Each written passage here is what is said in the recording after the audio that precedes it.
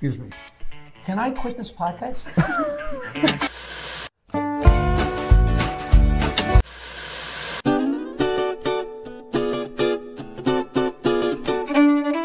I told Eddie Murphy to stay in college so he'd have something to fall back on. I get great advice.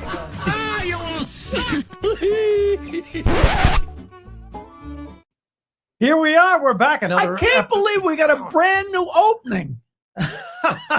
When did you make that opening? That's the opening we've had for 17 years. No, it isn't. Yes. The whole Eddie Murphy The thing. whole Eddie Murphy thing. You never heard it before? No. Stand-up memories. Peter Bales, Jackie the Joke What's your Man, name? Martling Peter Bales. You are Jackie the Joke Man. Am I in the right room? You're in the right room. We are here. I would just like to tell you people who I work with. There's a great book called Stand Up Guys by my good friend John DeBellis, who started out with Larry David and Reiser and Seinfeld and all those guys. And I love the book so much that I sent a copy to my partner and then spent the last 2 weeks thinking it got lost in the mail. And he just informed me that, yes, he did get it and he's enjoying it. I am loving the book. John DeBellis, you can check out all of our shows on our website, standupmemories.com. And we've got a great show. Boy, we got to get to our guest. Are you kidding me? All right. What a show we have coming up. Why don't you get to it? Ladies and gentlemen, our guest, actor, also comedian of major note. Let's welcome to Stand Up Memories, Dave Hawthorne. Yes. Dave Hawthorne, there he is. There he is. Yes. I almost said Ernest Hemingway. We all change in our appearance. A little bit like Ernest Hemingway. I have no plans to shoot myself. There he is. Maybe after the show you will. This guy. We get to ask. We've known Hawthorne 40 years or more. But there's so many things that I never asked them, and now we got them, cornered. Yeah. I thought we'd start at the beginning. That's what I'm talking about. But I do tell everybody who he is and what he does. He's Dave Hawthorne, a comedian, a longtime comedian, actor, and immediately when I think of Dave Hawthorne, I think of a group I directed and he was in, and this man as an improvisational actor is unsurpassed. And I tell people that. Well, look at him. He's pretending he's enjoying this. Yeah. Are you guys talking? And we go back to the Laughter Company here on Long Island with Rosie O'Donnell and Bob Nelson and Hal Spear and Jim Myers and the whole crew. And before there was ever comedy, when we met, we were doing the barroom gigs and the set up the amplifier and tell the people to please face the stage, Now, I'll just hand off to Dave, but Dave started out in a threesome. Ooh. Yeah. And was doing comedy, mini sketches. It wasn't stand-up. You were not a stand-up yet, really. No. Tell us about that's what I want to ask. How did it was We the People or it was We the People originally, yeah. Funny story about that is we were trying to think of names. We're thinking of names, and my partner, Al Finelli, goes, why don't we just call ourselves Material? Because that's what we need. Now you're starting out, and what year are we talking? And who are the two compatriots you have? Okay. Crystal, I don't know if you ever heard of him. And Al Finelli. Now, were you guys in the same drama club, or did you run into each other in the hall? We met in college. Actually, I was like playing all the leads in college. My first year, couple of years. College? At Nassau Community College, oddly enough. But the opportunities there were amazing because we were connected with all these New York actors, and I worked with professional actors right from the beginning, like even Ray Milland, Tony Musante, Jason Miller. I was in an off-Broadway play because of that. The way the college was set up, we worked with Cafe La Mama with some of the top writers in the business and directors. So it was always connected to professional business away. Jason Miller, like the guy who wrote that championship season, that guy. He was writing that play when I was working with him. Wow. Oh, you're the one who wrecked it. Yeah, well, I told him it was good. But anyway, so Billy had transferred from another school in West Virginia to Nassau. He was going to go there for a year. And he came right in and went to the chairman of the department and said, I want to put on my own play, which was unheard of. He said, well, what do you mean? He goes, I can cast it. I can do it. Put on Fantastics, put himself in it, cast it. It was a total hit in the school. And I used to go and watch it every day, but it was in a smaller theater, the Experimental Theater. Are you talking about the Fantastics, that play? Yeah, that comedy, wow. that comedy musical. So I loved it. I watched it every night, and I thought he was really good. And then there was a cast party, and we met. And I said, he goes, oh, I know who you are. You're the actor, you know, who's in all the play. I go, yeah. He goes, nice to meet you. He goes, I go, you know, I have my own stand-up actor. And he goes, oh, yeah. He goes to me, do your act. So I go, okay. They do my whole act in front of him. He doesn't laugh. He just keeps on nodding. And he goes, I could work with you. So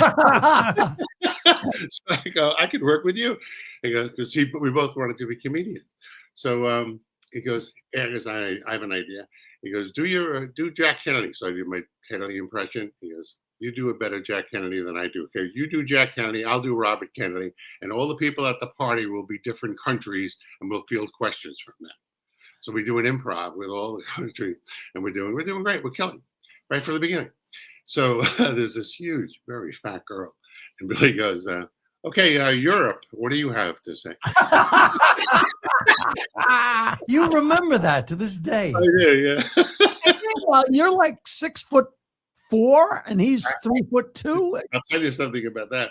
I'm actually 6'3"3/4", and Billy is 5'3" 3/4". So I told him that. He goes, okay, from now on, I'm 5'4" and you're 6'4". He could literally stand under my arm. If I put my arm out straight, he could stand right there under my arm. Which is terrific for comedy. You know, that's Carl Reiner and Howie Morris. You know what I mean? So where did you start breaking in these? Oh, look at that. There, look at that. Now, why have you never shared that with us, Hawthorne? Look at that. Because I look gay in that picture. I wasn't going to let you in on it, but that's terrific. We got to have a copy of that. So picture. where did you go to break in the stuff? Oh, look at that. To break in? Well, the thing is, Billy Crystal's whole family was in show business.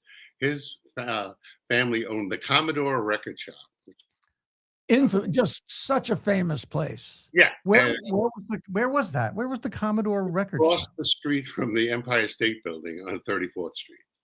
And all the jazz musicians in the world hung out there, including Rosemary Clooney was there every day. And they all hung out. There was a picture in Billy's house of his father and his uncle standing in the middle of the store.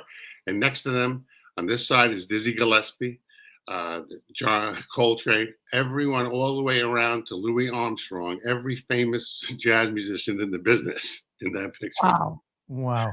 Every Sunday, because his uncle was vice president of Decca Records. He signed Sammy Davis. His picture is in Yes, I Can at the wedding. And so he had every connection in the business. But he also signed I think Bobby Darin too. But every Sunday, Louis Armstrong, when he was in town, would go to his uncle's house because he loved Jewish food. He was brought up by a Jewish family, Louis Armstrong. Yeah, little Louis. I remember reading about it. Right? So he loved Jewish food. He would be at Billy's uncle's house on Sundays. And Billy goes to me, you want to go and meet Louis? I go, no. I was too intimidated. What am I going to say to Louis Armstrong? But anyway, he got us connected with Chubby Goldfarb, who was originally Joey Bishop's manager. And also he started out as Woody Herman's road manager. He handled Bob Ellison, who wrote the Mary Tyler Moore Show, Ron Clark, who worked with Mel Brooks. He handled mostly writers, but he would take us on because he was a friend of Billy's uncle. So he says, all right, first thing you're going to do is you're going to go and meet this guy, Bernie Travis, at the Champagne Gallery, and he's going to teach you everything about comedy. Dave, I got to tell you that when I met you, yeah, maybe it was when me, you, and Woods started working together. but we were sitting somewhere and you took a pencil and paper and you drew a picture of Chubby Goldfarb. And I have like a little cartoon. He must have been an odd looking guy. He looked like, the Monopoly guy. Yes. With a big mustache. He was just a classic character. Whenever we would mention him, when we would get with the top, he got us with every top agency in the business. We would go there, and all the agents would come out to meet us. And one agent would go, "Tell him who your manager is." And we would go, "Chubby Goldfarb." And they would all go, "This is true. With respect, with respect." We didn't even know what that meant. We were like, "Why?" So you guys had a manager right from when you started? Immediately. This guy had such connections. After he sent us on the road, we had to go on the road. He wouldn't let us go to an audition until we did 2 years on the road, and we got booked immediately. The road meaning college to college, small theater. We worked 3 days at a college, switch and go to another college, go out for 3 months. Come back, go out for another 3 months. Come back, go out for another 3 months. For 2 years. When you do 3 nights at the same college? 3 nights at the same college? Right. So we had to keep changing our act. We were forced to. And you were doing a lot of improv. Doing a lot of improv and putting sketches.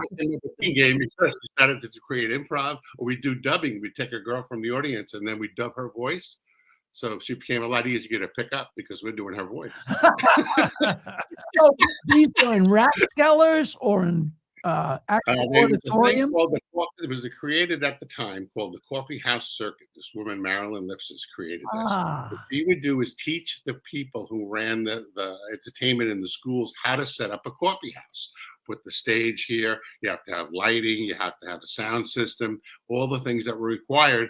And then they would have a showcase, and they bring all the colleges in, 50 colleges, 100 colleges. We do our act, and then they book from there.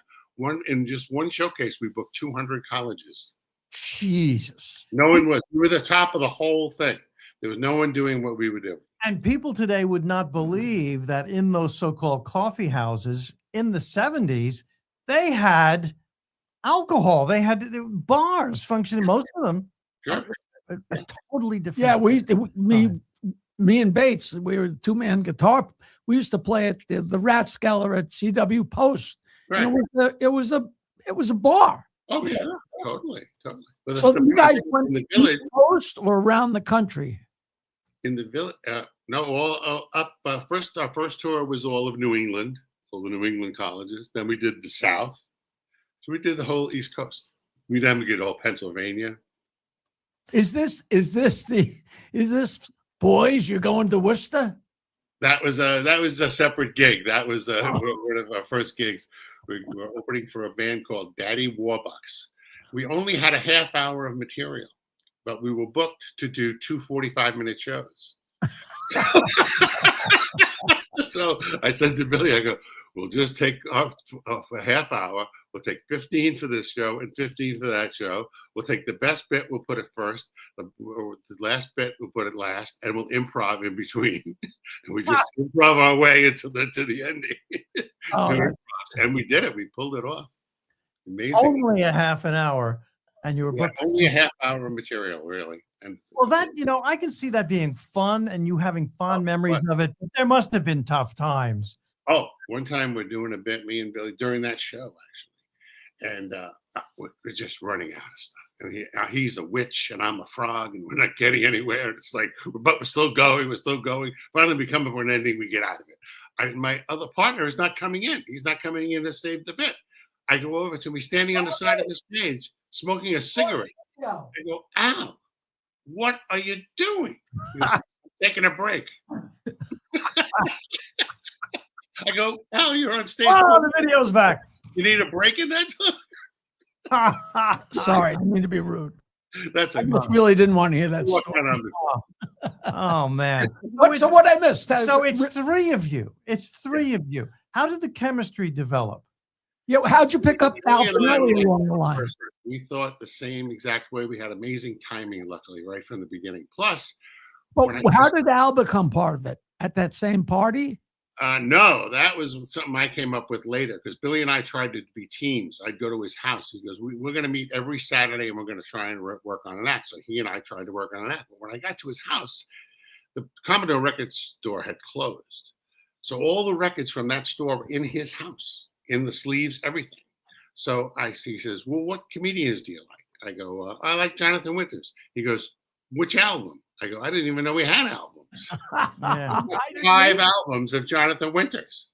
And he'd play the albums and I would pick up and I would do those things. I learned from that. Then we listened to Mel Brooks. He had everything. We studied every album, every comedian. We studied it. But we couldn't work as a team. We couldn't figure out. We had the worst bit. This was our bit. It was so terrible. We had like, it's just like a Henny Youngman joke or whatever. Take my wife, please. We gotta go. Henny Youngman, 1945. We both go. We go, that was the bit. Go, that's not going anywhere. So anyway, That's really interesting. I'll tell you. Go ahead. I mean, you needed Larry Fine. It sounds like the two of you needed a Larry. well, what it was is the Ace Trucking Company was the thing. I remember. Right? I saw them and I saw they were successful. And I said, we got to do it. We have to make a sketch group. We can't be just a team. We got to be a group. There were like 5 of them, right? Right. There was 5 of them. We ended up working with them years later. But anyway, but in our college, we had a summer stock theater. And every year, Billy and I would write a comedy review. So we were starting to write sketches. So at the end of all of that, we had like 4 or 5 sketches from that we had written. That was the beginning of our act. So I said, well, we need this other person to do this. And he was in our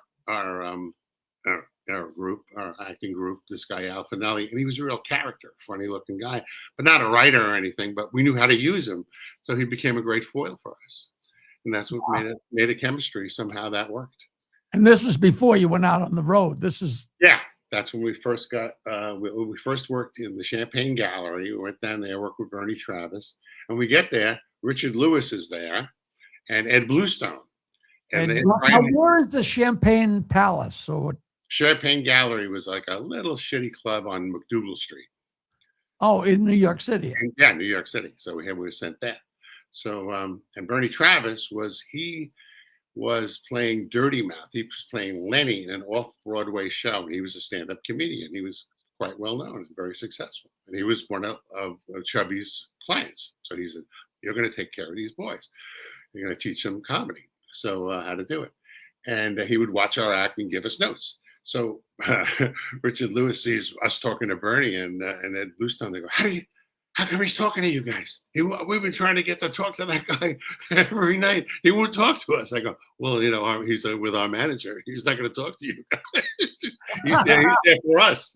So, but anyway, then we started doing, and it was so long ago. Now, what year is that? 1969. What? Yeah. Really? You're kidding. No. 69? Yeah.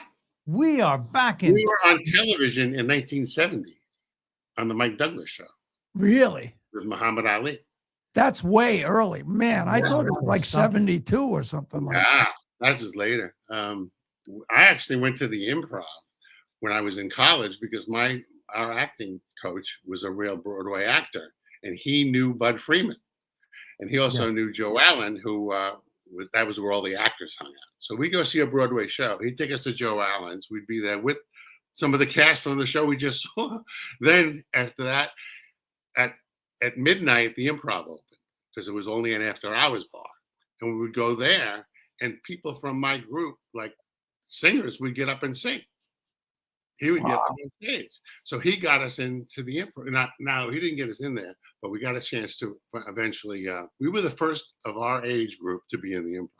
People we worked with were all in their 30s. We worked with Steve Landesberg, Ron Clark, David Brenner, Robert Klein, Lily Tomlin.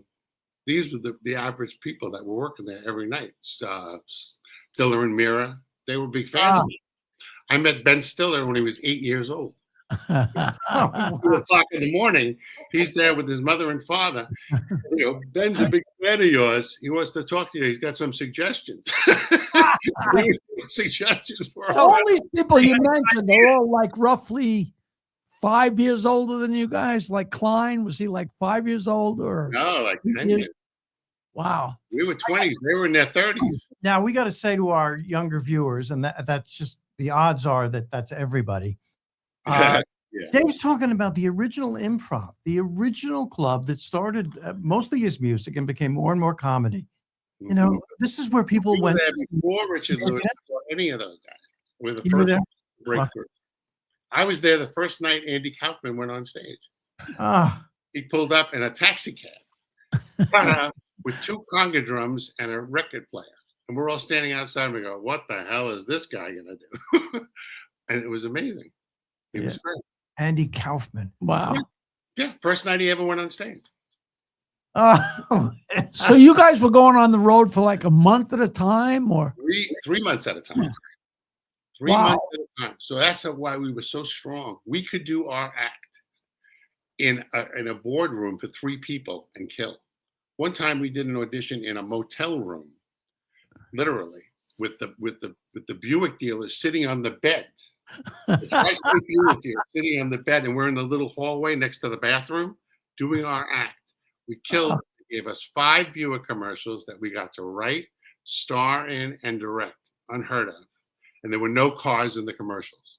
When we did that, the guy says those are the most innovative commercials we've ever seen. Jesus. Yeah.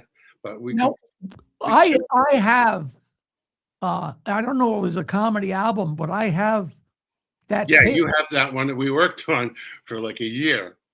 and that was live at National Yeah, Community live part College. of it. There's also studio part. Yeah. We couldn't sell it because we were a visual act. It wasn't really a good idea for us to do that. There was a But- marijuana commercial. Hmm? There was What? a marijuana commercial. with Yeah, one of the tracks. we had the first marijuana commercial. That was already like probably 2 years before Cheech and Chong. Now, did Billy do Howard Cosell? Yeah, that he did that. Before we just came on the air, I know you said something about that. Yeah. the girl that is in the next room, who's our next guest, says, I want you to meet someone. She brought in Howard Cosell's grandson 2 minutes ago. What's the odds? what are the odds of that? That's just crazy. And what are the odds he'd be wearing the same toupee that Howard wore back in the 70s? I could use that too. Well, Billy was the first one to do that. We did it at the sports dinner in the Waldorf Astoria. Where actually, this is true, Tony Bennett opened for us. Wow. Jesus. Tony Bennett goes, we go backstage, they go, you guys are on next. We go, we don't know Tony Bennett's going to be there. We go back, they go, you're on. So we go backstage. Tony Bennett's standing there. He turns around, he goes, I'm just going to go out and sing San Francisco, and then you guys are on. The biggest song in the country. Jesus. This is quite a history lesson. So was it fun most of the time? Oh, always fun. Always. We were so successful. I'm not bragging, but we never had a bad show. We never had a bad audition. We got the Dick Cavett show, but I told you that story, right? Something weird happened. What happened? This is a great story. It's a great story not to tell. And one time we told her one time, we were on a television show, and we told that story, and the guy goes, yeah. He goes, you see everybody here on this show? They all have that story. He goes, don't tell it anymore. What tell it? I never did, but this is still funny. So Chubby was so cool. He knew everybody in the business. He goes, he doesn't tell us we're going to Dick Cavett. He goes, I want you guys to go down the street, go see a friend of mine, John Gilroy. Go right in his office and blow his balls off. John Gilroy is the producer of the Dick Cavett show. We know when we get there. We do our act in his office, just in front of him. He goes, great, boys, you got the show. We're like, really? He goes, go talk to Lenny Friedlander. He's the talent coordinator. All right, I think we're going to make it into like 2 or 3 shots for you guys because you have great material. What do you want to do the first one? All right, this. Okay, we're all set. We're going to do the show. Next day in the newspaper, We didn't even get a call from my manager. It says, trouble backstage at the Dick Cavett show. Lenny Friedlander is fired. From now on, no more comedians, only 45-minute interviews. Timing. Oh, that's great. We did other television shows after that. One time a guy booked us on a TV show. It was actually 2 specials. He goes, you know what? I just realized I never saw you guys act. We're already on the show. He goes, come in this room and just do your act for me real quick. So it's a pool cover room.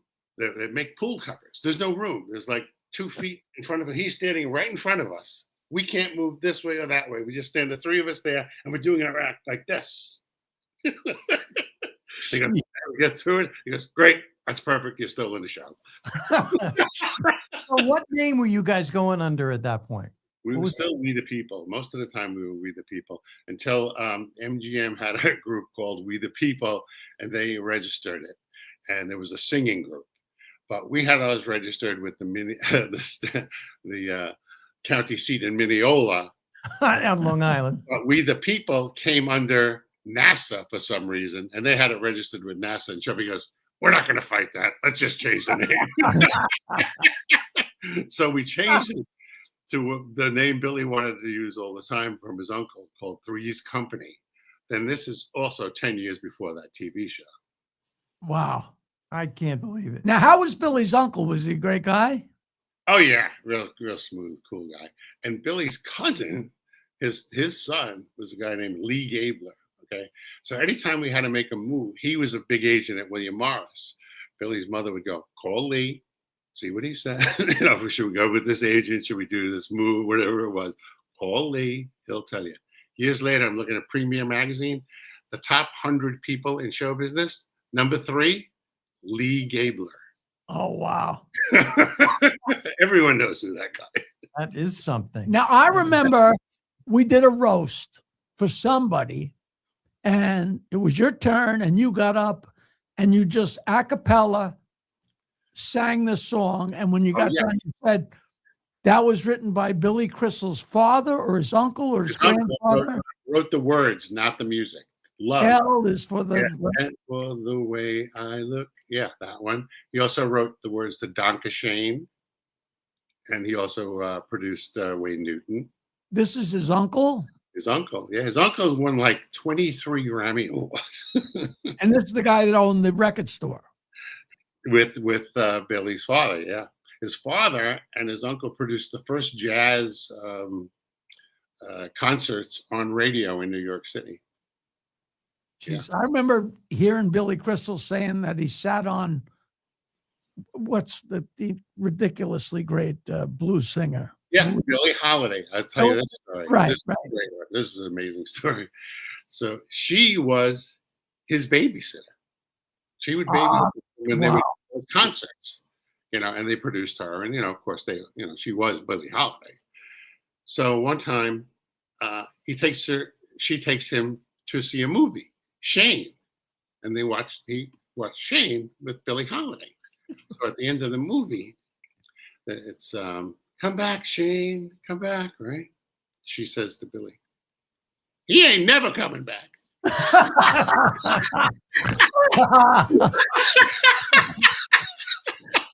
Goodbye. Oh,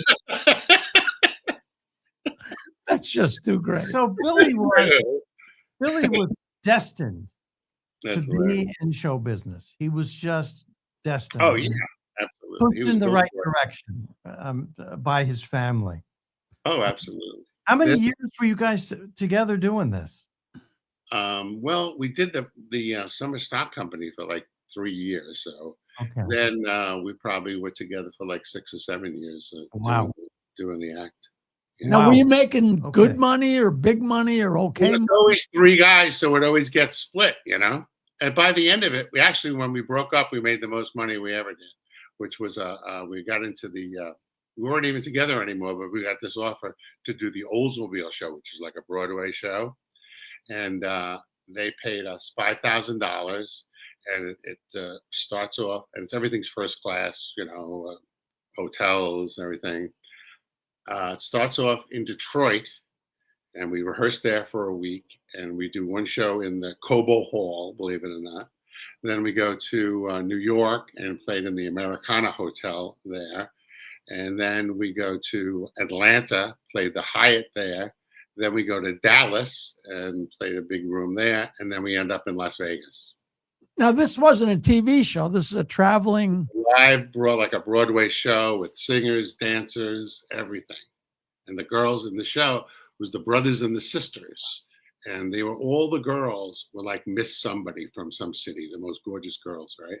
So they're all sitting there. I go to Billy, I go, I'm going to go out with one of those girls. He goes, you're not even going to talk to him. I got up, walked through the whole group. So now I'm going down the line. They're all sitting there, and I got to choose one. And I'm like, oh boy, I don't know where to go. So I see this one. I go, I sit right down next to her and start talking to her. I end up going out with Miss Ohio 1972 for the whole tour.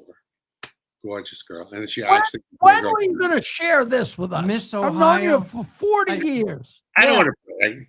I don't want to brag. It's very out of character, too, by the way. That's a great story. Hey guys, what's happening? I can see we're at 30 minutes. I just wanted to let you know. I can see why you said we're probably gonna have to invite Dave back. He is full of amazing stories. That was just, I'm sitting here laughing the whole time. But just so you know, I know Bobby's got some things going on at the studio and stuff. So All right, so This we'll do voice- another 5 minutes, and then you got it. I'm we'll just do letting you Dave know. again. Perfect. This, All right. this voice to our audience is our producer, Michael Zinn. He keeps us What's under up, folks? control. Doing a remote produce today. I'm actually home doing remote production. So you guys behave yourselves, and All I'll right. give you guys a time Thank to wrap it up, and I'll see Thank you. you. I'll see you later. This okay. As a professor, I'd like to sum up here. What Dave is giving us this incredible comedy history as these acts are transitioning from the early days of comedy, vaudeville, and it's a new age, it's a new wave, and it kind of started with Lenny Bruce and I have Dave to interject right here. was on that I'm wave. sure there's X amount of people that are watching this that know Peter, and they know me, and they know we talk to a lot of our old friends. And I'm sure there's people going, where? The answer is yes. Dave Hawthorne is the guy that went, walrus, good to see you, nice to know you, walrus. And I'm sure there's people right now going, I thought I knew that guy, so I just thought I should throw that in. So I didn't mean to cut you off, although but I love cutting you off. I know you do, and but Dave is the timing is perfect because he said we weren't even together, and then we did this last tour, and when you did break up, was it good? Was it bad? Was it harsh? Were there hard Well, feelings? we didn't really expected to even stay together. We were just trying to get a break in the business, and then we were more successful than I ever thought we would be. So we were always looking for a chance to. We always wanted our own careers. I didn't even want to be a comedian. I wanted to be an actor. So at one point, we just realized that. Well, actually, Jack Rollins said to us, he goes, Jack Rollins. Jack Rollins was our manager, and Buddy Morrow. Jack Rollins says, no more groups will make it in the business. And he was right, because it was too expensive. Like, we could have played Mr. Kelly's. They wanted us to work there, but there was no way to work there because it's 3 flights. It's a hotel. They only pay like, $500. Right. It was impossible. We should have done it because we would have met Tom Dreesen and Tim Rice, who had an actor. Right, and right. we probably hooked up with those guys, but we didn't do it. And another thing, we were like so big in the city that Julie Monks, who I don't know if you know, the upstairs at the downstairs, or downstairs at the upstairs. These were 2 great clubs in the city where Joan Rivers started. So we were in this Broadway show called the first AFTRA showcase show, and we were a huge hit. And Julie Monks comes to us and goes, I want you in our club. We go, great. What do you pay?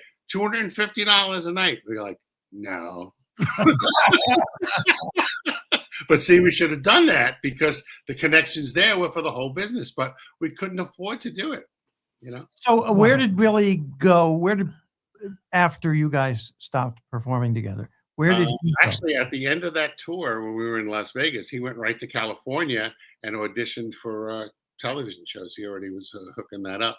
And then I think he got a part on All in the Family with Rob Reiner, and that started him on a roll. And then he got soap after that. Yep.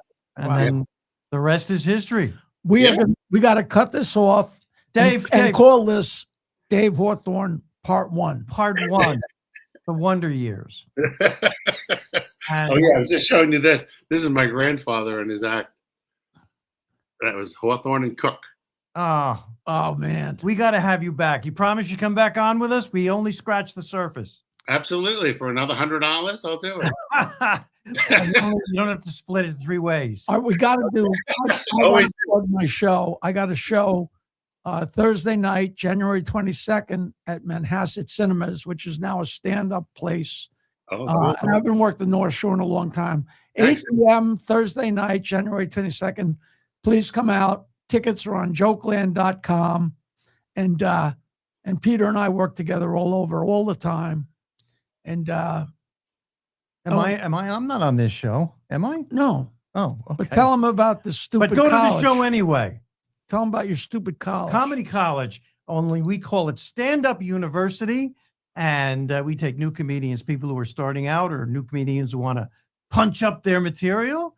And standupuniversity.com. It's right here on Long Island. Another plug. Listen, we're on a terrific network. Strong Island Television. We are at the Paradise Studios in Massapequa. State of the art, cool stuff. Unbelievable. Lots of, unbelievable place to any video needs you have, a podcast or anything. Paradise Studios in Massapequa. And, you know, what And a these pleasure. are my nails that my sister's granddaughter, Janie, painted today. So if anybody caught a look at them, I don't want you to think anything weird. It's good to see you. Nice to know you. Wow. Wow. And we have a lot more memories in the future to share with Dave Hawthorne, I can tell you. Dave, thank you, man. You're out in California. Yeah, loving it. 70 degrees. Is it really? You love it out there, right? We'll do it again very soon. And Lenny Travis says hello. I just spoke to him. Oh, cool. Cool. Tell him I said Dave Hawthorne, thank you, man. You're the Thank best. you, guys. Thank you, Dave. Appreciate All right. it. Jackie the Joke Man. Good job, Pete. You know, these names that he's not dropping them. He lived it. No, You know? it's fantastic.